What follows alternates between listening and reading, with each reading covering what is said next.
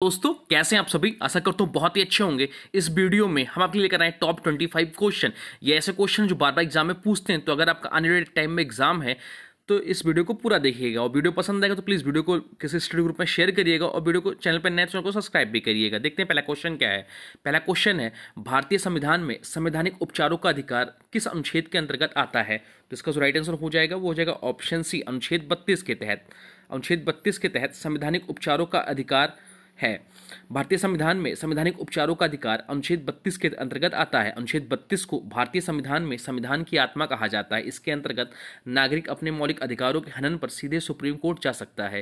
Doctor Bhimrao Ambedkar ने इसे संविधान का हृदय और आत्मा कहा है। यह भी ध्यान रखिएगा। चलते हैं अगले क्वेश्चन की। अगला क्वेश्चन है, ग्रीन हाउस प्रभाव के लिए मुख्य रूप से कौन सी गैस जिम्मेदार है। ग्रीन हाउस प्रभाव के लिए मुख्य रूप से कौन सी गैस जिम्मेदार है। तो इसका जो राइट आंसर हो जाएगा वो हो जाएगा option C, carbon dioxide. Greenhouse प्रभाव के लिए मुख्य रूप से कार्बन डाइऑक्साइड गैस जिम्मेदार है। ग्रीन हाउस प्रभाव तब होता है जब कुछ गैस सूर्य की ऊष्मा को वायुमंडल में फंसा लेती हैं और पृथ्वी के तापमान को बढ़ा देती हैं। इसमें मुख्य गैस जो होती हैं वह है carbon dioxide, methane, nitrous oxide और जलवाष्प होती हैं। इस प्रभाव के कारण ग्लोबल वार्मिंग बढ़ रही है, जिससे जलवायु परिवर्तन की समस्या उत्पन्न हो रही। चलते हैं अगले प्रश्न की ओर। अगला प्रश्न आपसे पूछा है, भारत में प्लानिंग कमीशन या योजना आयोग की स्थापना कब हुई थी। तो इसका जो राइट आंसर हो जाएगा वो हो जाएगा ऑप्शन बी, 1950 में। 1950 में योजना आयोग की स्थापना हुई थी। भारत में प्लानिंग कमीशन की स्थापना 1950 में की गई थी। योजना आयोग की स्थापना 15 मार्च 1950 को की गई थी। इसका उद्देश्य भारत में आर्थिक विकास और पंचवर्षीय योजनाओं का निर्माण करना था। इसके पहले अध्यक्ष जो थे प्रधानमंत्री जवाहरलाल नेहरू थे। 2014 में नरेंद्र मोदी सरकार ने इसे भंग कर दिया और इसकी जगह नीति आयोग की स्थापना की। चलते हैं अगले क्वेश्चन की। अगला क्वेश्चन है, इंदिरा पॉइंट कहाँ पर स्थित है। तो इंदिरा पॉइंट जो है वह अंडमान और निकोबार द्वीप समूह के संयुक्त प्रदेश में स्थित है। इंदिरा पॉइंट अंडमान और निकोबार द्वीप समूह में स्थित है। इंदिरा पॉइंट भारत का सबसे दक्षिणी बिंदु अंडमान और निकोबार द्वीप समूह में स्थित है। या पहले पिग्मेलियन पॉइंट के नाम से जाना जाता, लेकिन 1984 में इंदिरा गांधी की स्मृति में इसका नाम बदल दिया गया। यह जो क्षेत्र है वो 2004 की सुनामी में जलमग्न हो गया था। चलते हैं अगले क्वेश्चन की। अगला क्वेश्चन है, किस गैस को हंसाने वाली गैस या लाफिंग गैस कहा जाता है। इंपॉर्टेंट है। तो इसका जो राइट आंसर हो जाएगा वो हो जाएगा option B, nitrous oxide. Nitrous oxide को हंसाने वाली गैस या लाफिंग गैस कहते हैं। नाइट्रस ऑक्साइड को हंसाने वाली गैस या लाफिंग गैस कहा जाता है। यह एक हल्की संवेदनाहारी गैस है जो चिकित्सा क्षेत्र में दंत चिकित्सक में उपयोग किया जाता है। यह गैस नशे का प्रभाव डालती है और कभी कभी इसे मनोरंजन के लिए भी इस्तेमाल किया जाता है। चलते हैं अगले क्वेश्चन की। अगला क्वेश्चन है, भारत में राष्ट्रपति का चुनाव कौन कराता है। भारत में राष्ट्रपति का चुनाव कौन कराते हैं। तो इसका जो राइट आंसर हो जाएगा वो हो जाएगा ऑप्शन सी, संसद और राज्य विधानसभा के निर्वाचित सदस्य भारत में राष्ट्रपति का चुनाव कराते हैं। भारत में राष्ट्रपति का चुनाव संसद और राज्य विधानसभाओं के निर्वाचित सदस्य कराते हैं। भारतीय राष्ट्रपति का चुनाव निम्न निर्वाचित सदस्य सांसदों, लोकसभा और राज्यसभा के और सभी राज्यों व केंद्र शासित प्रदेश की विधानसभाओं के निर्वाचित विधायकों द्वारा किया जाता है। राष्ट्रपति चुनाव अनुपातिक प्रतिनिधि प्रणाली और एकल संक्रमणीय मत पद्धति के आधार पर होता है। इस चुनाव में जो नामित सदस्य होते हैं वह भाग नहीं लेते हैं। यह भी ध्यान रखिएगा, सीधे से एग्जाम में लाइन पूछता है। नेक्स्ट क्वेश्चन है, बोस्टन टी पार्टी घटना किस देश से संबंधित है। तो बोस्टन टी पार्टी घटना जो है वह अमेरिका देश से संबंधित है। इसका राइट आंसर हो जाएगा option C, America. Boston tea party घटना अमेरिका देश से संबंधित है। बोस्टन टी पार्टी 1773 में अमेरिका में ब्रिटिश शासन के खिलाफ हुए प्रमुख विद्रोह में से एक थी। यह घटना 16 दिसंबर 1773 घटी जब अमेरिकी क्रांतिकारियों ने ब्रिटिश जहाजों की सिंचाई की पेटियों को समुद्र में फेंक दिया। यह घटना अमेरिकी स्वतंत्रता संग्राम का मुख्य कारण बनी, जो 1775 में शुरू हुई और 1783 में अमेरिका की स्वतंत्रता के साथ समाप्त हुआ। चलते हैं अगले क्वेश्चन की। अगला क्वेश्चन है, भारतीय संविधान में संवैधानिक आपातकाल किस अनुच्छेद के अंतर्गत आता है। तो इसका जो राइट आंसर हो जाएगा वो हो जाएगा अनुच्छेद 352। अनुच्छेद 352 इसका राइट आंसर हो जाएगा। भारतीय संविधान में संवैधानिक आपातकाल अनुच्छेद 352 के अंतर्गत आता है। भारतीय संविधान में 3 प्रकार की आपातकालीन परिस्थितियां दी गई हैं। पहला आता है राष्ट्रीय आपातकाल। यह अनुच्छेद 352 के तहत यदि भारत की सुरक्षा को युद्ध, बाहरी आक्रमण या आंतरिक विद्रोह से खतरा हो तो इसे लागू किया जाता है। अनुच्छेद 352 के तहत राष्ट्रीय आपातकाल। अब तक भारत में 3 बार राष्ट्रीय आपातकाल लगा, 1962 में, 1971 में, 1975 में लगाया जा चुका है। दूसरा आता है राजापात आपातकाल यह अनुच्छेद 356 से संबंधित है। जब किसी राज्य में संवैधानिक तंत्र विफल हो जाए तो राष्ट्रपति शासन लगाया जाता है। तीसरा आता है आर्थिक आपातकाल, यह अनुच्छेद 360 में है। या देश की वित्तीय स्थिरता को खतरा हो तो इसे लागू किया जाता है। अब तक कभी भी नहीं लगाया गया। चलते हैं अगले क्वेश्चन की। अगला क्वेश्चन है संविधान की कौन सी अनुसूची पंचायत राज व्यवस्था से संबंधित है? तो इसका जो राइट आंसर हो जाएगा वो हो जाएगा 11वीं अनुसूची। 11वीं अनुसूची पंचायत राज व्यवस्था से संबंधित है।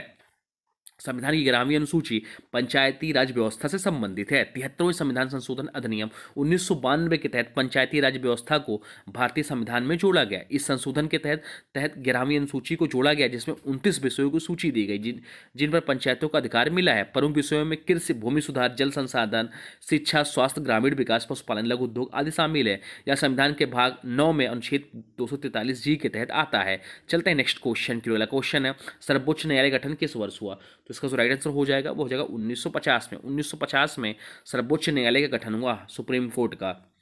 भारत का सर्वोच्च न्यायालय 26 जनवरी 1950 को स्थापित किया गया था। यह संविधान के अनुच्छेद 124 के तहत स्थापित किया गया है। इसका मुख्यालय नई दिल्ली में स्थित है। सर्वोच्च न्यायालय के पहले मुख्य न्यायाधीश जो थे वो जस्टिस हरिलाल जेकानिया थे। यह भारत का सर्वोच्च न्यायिक प्राधिकरण है जो संविधान की व्याख्या और संवैधानिक मामलों की सुनवाई करता है। चलते हैं अगले क्वेश्चन। अगला क्वेश्चन है बाल गंगाधर तिलक द्वारा शुरू किए गए समाचार पत्र का नाम क्या था? तो इसका राइट आंसर हो जाएगा केसरी। बाल गंगाधर तिलक द्वारा शुरू किया गया समाचार पत्र का नाम जो था वो केसरी था। बाल गंगाधर तिलक ने 1881 में केसरी जो कि मराठी में और मराठा जो कि अंग्रेजी में नामक समाचार पत्र शुरू किए। इन अखबारों के माध्यम से उन्होंने ब्रिटिश सरकार की नीतियों की आलोचना की और स्वतंत्रता की मांग को बढ़ावा दिया। तिलक ने स्वराज मेरा जन्मसिद्ध अधिकार और इसे लेकर रहो का नारा दिया जो प्रसिद्ध है। नेक्स्ट क्वेश्चन भारत में ब्लू रेवोल्यूशन किस क्षेत्र से संबंधित है? तो भारत में ब्लू रेवोल्यूशन जो है मत्स्य पालन से संबंधित है। ब्लू रेवोल्यूशन जो है नीली क्रांति का उद्देश्य भारत में मत्स्य पालन और जलीय कृषि का विकास करना था। इसे 1970 के दशक में शुरू किया गया और इसे 1985 से 90 के दौरान गति मिली। इस क्रांति को बढ़ावा देने के लिए राष्ट्रीय मत्स्य विकास board national fishers development board NFDB की स्थापना की गई। डॉक्टर अरुण कृष्णन को ब्लू रेवोल्यूशन का जनक माना जाता है। इस योजना के तहत भारत आज दुनिया का दूसरा सबसे बड़ा मछली उत्पादक देश है। चलते हैं नेक्स्ट क्वेश्चन की ओर। अगला क्वेश्चन है भारत में पंचायती राज व्यवस्था को संविधान में किस संशोधन के तहत जोड़ा गया? तो इसका जो राइट आंसर हो जाएगा वो हो जाएगा 73वां संशोधन के तहत। राइट आंसर हो जाएगा 73वां संशोधन। 73वां संविधान संशोधन अधिनियम 1992 के तहत पंचायती राज व्यवस्था को संवैधानिक दर्जा दिया गया। यह संशोधन 24 अप्रैल 1993 से लागू हुआ। इस अधिनियम के तहत अनुच्छेद 243 से 243 ओ जोड़े गए और ग्राम पंचायतों के लिए 3 स्तरीय प्रणाली ग्राम तालुका या ब्लॉक जिला लागू की गई। इसके तहत 11वीं अनुसूची जोड़ी गई जिसमें पंचायतों कार्यों की सूची दी गई। पंचायत चुनाव हर 5 साल में एक बार कराना अनिवार्य किया गया। चलते हैं नेक्स्ट क्वेश्चन की ओर। अगला क्वेश्चन है भारत में पहली बार मोबाइल कॉल कब और किसके द्वारा किया गया? तो इसका जो राइट आंसर हो जाएगा वो हो जाएगा ऑप्शन सी 1995 में सुखराम और जयललिता के बीच। भारत में पहली मोबाइल कॉल 31 जुलाई 1995 को की गई थी। यह डेट याद रखिएगा। यह कॉल दिल्ली से चेन्नई के बीच में की गई थी। यह कॉल तत्कालीन केंद्रीय दूरसंचार मंत्री सुखराम और तमिलनाडु के मुख्यमंत्री जयललिता के बीच हुई थी। इस मोबाइल सेवा प्रदाता मोदी टेलीस्ट्रा या आज का एयरटेल द्वारा संचालित किया गया था। यह भारत में मोबाइल क्रांति की शुरुआत थी। चलते हैं नेक्स्ट क्वेश्चन की। अगला क्वेश्चन है भारत के सबसे पुराने परमाणु रिएक्टर का नाम क्या है? तो भारत के सबसे पुराने परमाणु रिएक्टर का जो नाम है वह है अप्सरा है सबसे पुराने रिएक्टर का नाम। भारत के सबसे पुराने परमाणु रिएक्टर का नाम अप्सरा है। इसे 20 अगस्त 1956 को भाभा परमाणु अनुसंधान केंद्र बार्क मुंबई से शुरू किया गया था। यह भारत का पहला अनुसंधान रिएक्टर था और इसे यूके द्वारा आपूर्ति किए गए ईंधन से चलाया गया।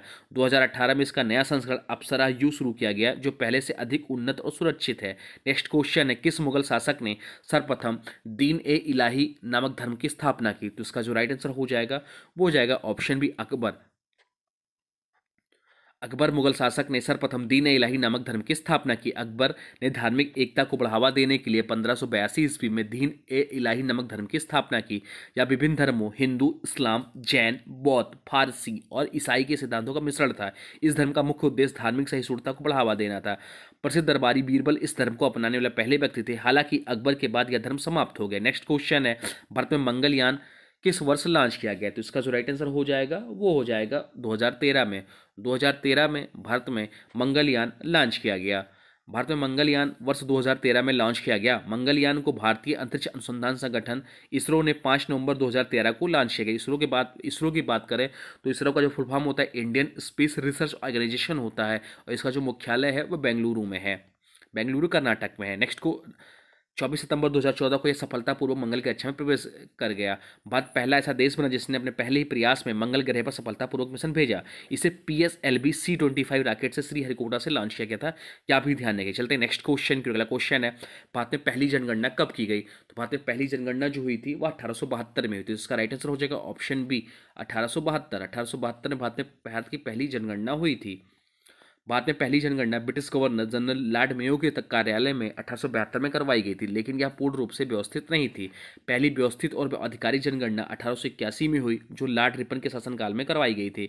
इसके बाद से भारत में हर 10 साल में जनगणना होती है। 2011 की जनगणना के अनुसार भारत की जनसंख्या 121 करोड़ थी। नेक्स्ट क्वेश्चन है, गांधी इरविन समझौता किस वर्ष हुआ? तो गांधी इरविन समझौता जो हुआ वह 1931 में हुआ। इसका राइट आंसर हो जाएगा ऑप्शन सी 1931। गांधी इरविन समझौता 5 मार्च 1931 को हुआ था। यह समझौता महात्मा गांधी और तत्कालीन वायसराय लॉर्ड इरविन के बीच हुआ था। इसके तहत गांधी जी ने सबने अवज्ञा आंदोलन को वापस लेने का सहमति जताई और ब्रिटिश सरकार ने राजनीतिक कैदियों को रिहा किया। इस समझौते के बाद गांधी जी ने लंदन में द्वितीय गोलमेज सम्मेलन में भाग लिया था।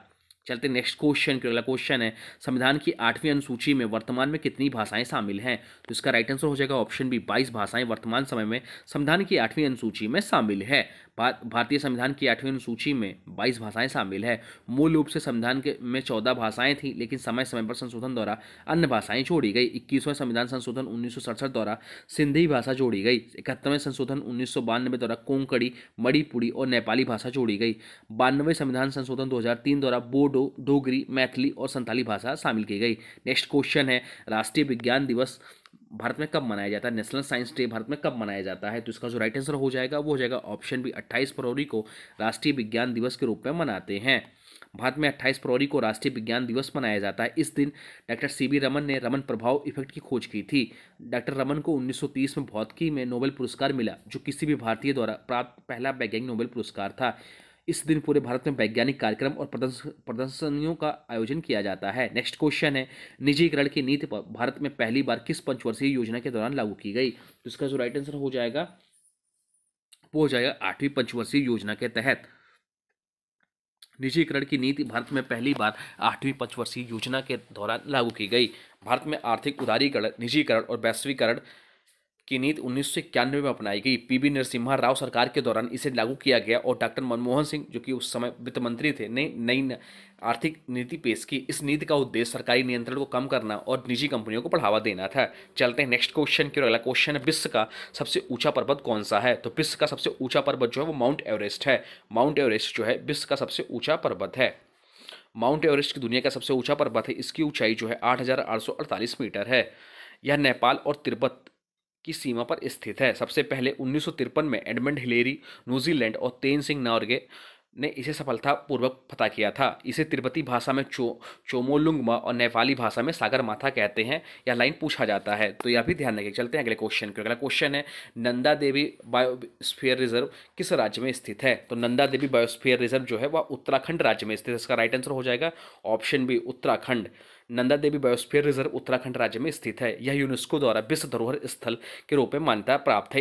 इसमें नंदा देवी पर्वत 7,816 मीटर शामिल है। यह दुर्लभ हिम तेंदुआ, कस्तूरी मृग और लाल पांडा पाए जाते हैं। यह भारतीय वन्यजीव संरक्षण अधिनियम 1972 के तहत संरक्षित क्षेत्र है। नेक्स्ट क्वेश्चन है, भारतीय संसद का उच्च सदन कौन सा है? तो भारतीय संसद का उच्च सदन जो होता है वह राज्यसभा होता है और निम्न सदन जो होता है लोकसभा होता है। तो उसका राइट आंसर हो जाएगा ऑप्शन बी राज्यसभा। राज्यसभा भारतीय संसद का उच्च सदन होता है।